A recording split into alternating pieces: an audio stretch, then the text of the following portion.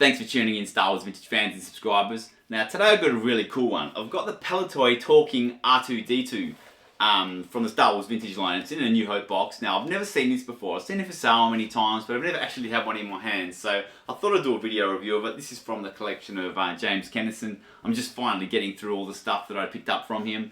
This is one of the lingering ones that I kind of put to the back because I know I wanted to do a video on it. So here is that video. So this is very cool. It's obviously a 12-inch scale. Obviously he's not 12-inch, but a 12-inch large scale line. They've used that mold, and I've got a Kenner one here right now. So they've used that mold, that exact same thing. So it's exact same scale, pretty much the same mold, but they've carved it up. So instead of having the back where the maps are and the button for the maps, it's got a button on the front. So we'll talk about it in a minute. So the 12-inch one's got a button on the front that opens up a lever for the maps, the Death Star maps. I'm sure most vintage collectors would have seen this one. So that's basically all it does. The head clicks, the legs move. Very basic. Now this one, instead of having the map section, that's where the battery compartment is.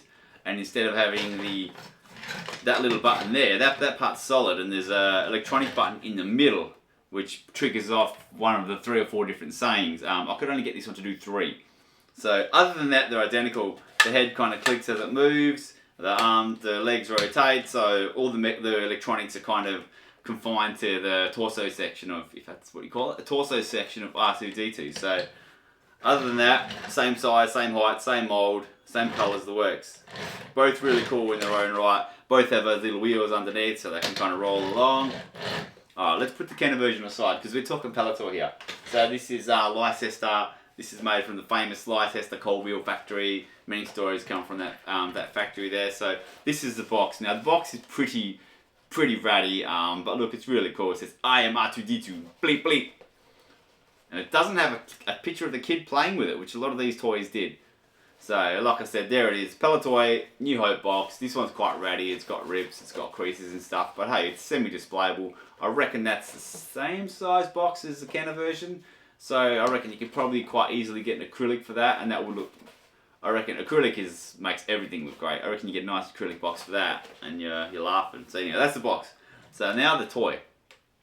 Very, very cool. So it's got, like I said, it's advertises 4 phrases that it speaks, but I could only get this one to do 3, and they sound pretty cool because I think the motor's had its, it's nearly 50 years old. It's had its better days. So listen carefully and let's have a look. So.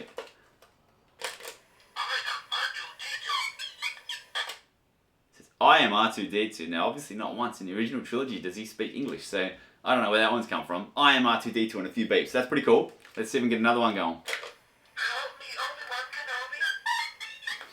That's a pretty dodgy sound on R2-D2, but I'm going to give it a bit of leeway and say that when this was brand new, it sounded a lot like Carrie Fisher or Leia, because yeah, that sounds a little bit funky. And I was able to get her to do one more.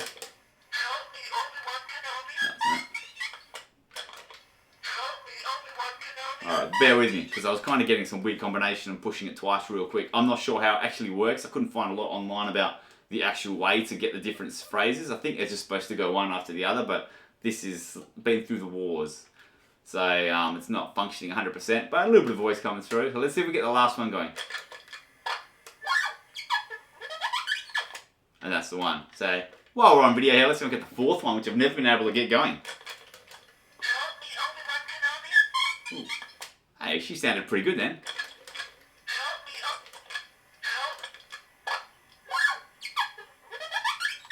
Those beeps sound pretty cool. So yeah, not much to it. It's obviously got some electronics to it. You open it up here and you can see it just takes 2 AA batteries. And it's got a little motor going there. It's got the battery's on a weird kind of angle, and it's got a motor there, and then I think the voice box is at the top, and you can see that kind of bit spins when you push it. And if you hold it, it just makes a sick little noise without saying anything.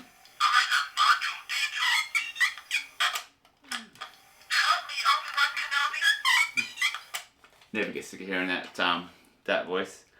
But anyway, yeah, that's it there, really. So it's a little bit of different play, and I believe it was only, correct me if I'm wrong, but I believe it was only released by Palitoy, a UK version. I could be wrong. There could be foreign versions. Please, if you know more about this, feel free to drop a message here or flick me a message, drop a comment, whatever. Either or. I'd like to know more about this. I don't know a lot about this item.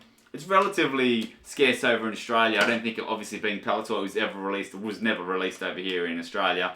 And I doubt it would have hit the US, but it definitely obviously went to UK, and who knows what parts of Europe it would have gotten to. So if there's anyone that's got a little bit info, a bit more info on where it actually was released and where it came out, feel free to drop me a comment or a message. I just thought I'd showcase it because, like I said, I've been selling Star Wars for 30 odd years, and I've never had this bad boy in my hand. So if I get something like that and I've never had before, it's always a perfect reason to chuck it on Vids, so I remember, because I might never get another one. I might get two.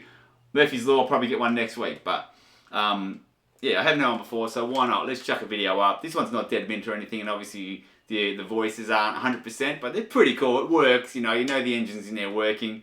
I've only put the batteries in this today, so a lot of these older ones, you leave the batteries in there for a little while and let them crank, and they get a little bit better, a little bit stronger. The motors and engines, I don't know, they get a charge through them. I don't know much about that kind of stuff, but I do know that it does seem to work. You prime them up, let them go for a bit longer, so who knows? By tomorrow, you might be talking a bit nicer. Who knows? Anyway, that's the Palitoy talking R2-D2. I thought it was worth a video. If I've shown you something you haven't seen, let me know, man. If you've got 10 of them and this is old news, let me know, man. I don't care. I'd love to hear feedback, good and bad. As long as it's all we're talking about toys, man, and you're not going to abuse me over it, it's all good. Thanks for watching, guys. This one's pretty cool. There's way more coming, guys. Way more. Some killer stuff coming in the next couple of weeks. Thanks a lot, guys. Thanks for watching.